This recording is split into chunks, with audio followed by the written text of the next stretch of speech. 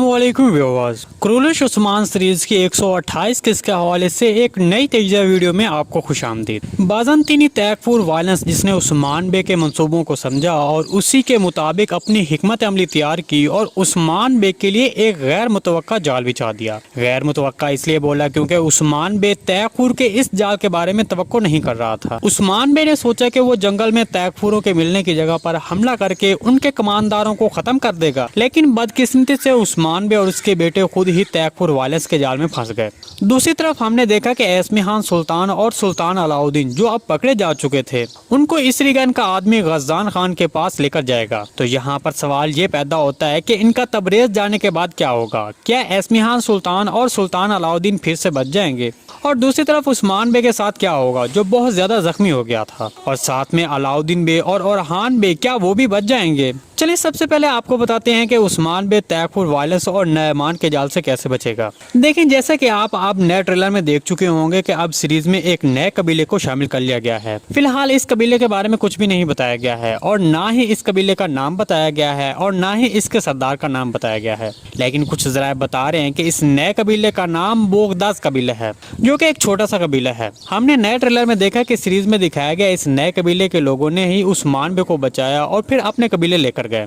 और आपने अगर नए ट्रेलर में गौर से देखा हो तो अलाउद्दीन बे भी उनके साथ दिखाई दे रहे थे, जबकि ओरहान बे तो नहीं दिखाई दिए। मतलब वो उन लोगों के पीछे हो सकते हैं जो उस्मान बे को संभाल कर आगे बढ़ रहे थे। आप सब ने देखा होगा कि अलाउद्दीन बे और ओरहान बे दोनों नयमान के कैदी बन चुके थे। तो अगर अलाउद्दीन बे आजाद हो चुका है तो फिर ओरहान बे भी आजाद हो गया होगा। बस नए ट्रेलर के मंजर में वो उन लोगों के पीछे होगा और अपने छोटे कद की वजह से नजर नहीं आ रहा था। ताहम हम ये कह सकते हैं कि वो आज़ाद है, अब कैदी नहीं है। तो इससे आगे की अगर बात करें तो मेरे तजज़िये के मुताबिक उस्मान बे इस नए कबीले के जंगजुओं की बदौलत नयमान और तैकफुर वायलेंस को रोकने में कामयाब हो जाएगा, जबकि इसके नए कबीले को काफ़ी ज़्यादा नुकसान पहुंच सकता है क्योंकि नयमान और तैकफुर वायलेंस के फौजियों की तादाद बहुत ज़्यादा है। जबकि दूसरी तरफ हमने देखा कि उस्मान बे का घोड़ा वापस यानी शहर पहुंच चुका था। दरअसल उस्मान बे का घोड़ा बहुत तरबियत याफ्ता है, इसलिए वापस पहुंच गया और सबको पता चल गया कि उस्मान बे अब किसी मुसीबत में हैं।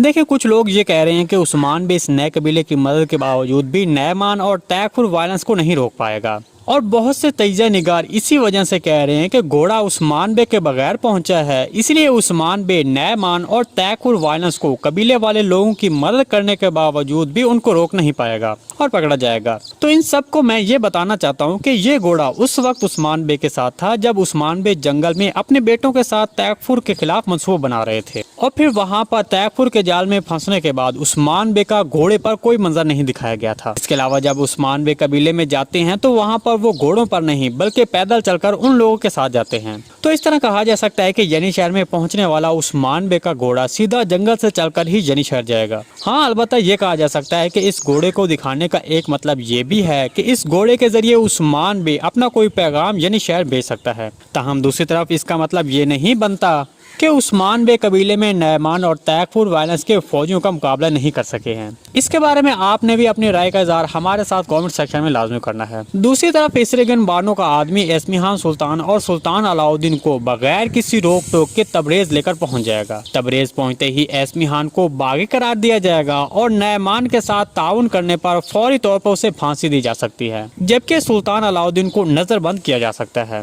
जब हम तारीखी जराये पर नजर डालते हैं तो इससे हमें पता चलता है कि सुल्तान अलाउद्दीन को एक मंगोल फौजी ने वहीं पर एक खंजर से वार करके खत्म कर दिया था। दूसरी तरफ नए ट्रेलर में एक बहुत ही दिलचस्प मंजर भी दिखाया गया है और इसके बारे में हम पहले भी बता चुके हैं कि अब इस हवाले से सीरीज में ये काम हो सकता है, और ये मेरी अपनी जाती राय भी थी कि ऐसा होना चाहिए था। मतलब इसरीगन बानो और बुरहान अलब को एक साथ लड़ते हुए दिखाया गया है। मुझे लगता है कि अब सीरीज में इन दोनों की आगे जोड़ी बनाने की कोशिश की जाएगी। चलिए अब हम आपको इन दोनों के साथ लड़ने की वजह बताते हैं। मुझे लगता है कि जो नए ट्रेलर में मैंने नयमान के खैमे में एक खातून देखी है वो इसरीगन बानो की जासूसा हो सकती है। ताहम इसकी वजह से इसरीगन बानो को नयमान के मंसूबे का इल्म होगा और वो बुरहान अलब के साथ मिलकर नयमान के मंसूबे को खत्म कर देगी। और साथ में आपको ये भी बता दें कि नयमान के खैमे में नजर आने वाली खातून भी इसरीगन बानो के साथ लड़ती हुई नजर आई हैं। मतलब इसरीगन बानो के साथ लड़ने वाली खातून के कपड़े और नयमान के खैमे में मौजूद खातून के कपड़े बिल्कुल एक जैसे हैं।